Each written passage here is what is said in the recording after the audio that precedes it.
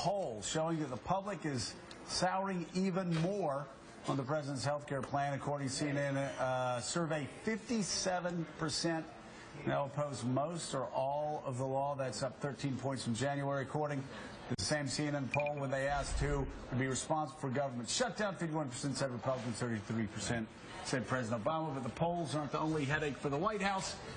Now, America's, you heard this, largest labor union, the AFL-CIO, they're now demanding serious fixes to the law. Chuck, I'm telling you, this law gets more unpopular by the day. I don't know that I've seen anything like this before. Well, and the White House has done nothing to try to fix the PR on this, and the Democratic Party has done nothing to try to fix the PR on this. Why is that?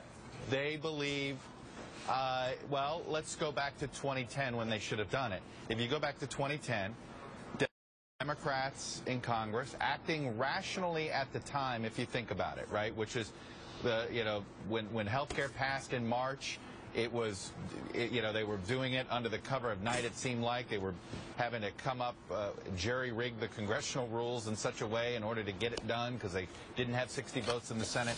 And then it's like they passed it and ran away, right? Democrats on Capitol Hill who were running for re-election in 2010 practically begged the White House, don't bring it up again. Let's try to ignore it for 8 months and hope it goes away. But now they're reaping what they sow. So Republicans dominated the messaging on health care in 2010, dominated it again on 2011. No response from supporters of health care, no response at all. And so now here they are 4 years later. Now you see Democrats this time realizing, well, they better start campaigning for it at this point. Look at a Mark Pryor in Arkansas saying, no, he's for the law. Sure, he doesn't like certain things about it, but ultimately he thinks the expansion of Medicaid, things like that. But, you let this sit there for 4 years. Well, and I'll tell you what, I know you've seen these commercials, Chuck, and they're running these commercials everywhere. They even run these commercials on MSNBC. You've got Mike Lee, most of the time, who actually is a really good spokesman for the group. But because he's not running for president, and you look at him, and he's, right. No, I'm dead serious. It's true. Frankly, I know. He's the one of them that isn't running, and he's the most clear and brings the most clarity to the debate. He brings the most clarity to the debate. He's got a good, sort of a good. Genuine looking. A genuine demeanor, look about him. Yeah. But those 30-second commercials on Stop Obamacare by the Senate Conservative Fund, they're running them nonstop. And right. Democrats are on the defensive. You see absolutely no counter to any of that stuff. None. And you look at the polls, there's a good reason why. I mean, Obamacare continues to bleed support every day. It is, and if they did spend some time building support for it, they'd get the Democratic base back in favor of it at a minimum, and it would be closer to being, like most every issue now in the country that is polarizing between the two parties, back at parity. But they're not even trying. Now, you talk to the White House about this, and they just say, you know what, we're busy trying to implement the law, and once it's implemented, once they water the tree and the roots get in, then it'll get popular. But, I remember hearing that from Nancy Pelosi. Oh, we'll worry about it when the law's passed. Then we'll her exact quote was, we need to pass Obamacare so we can figure out what's in Obamacare.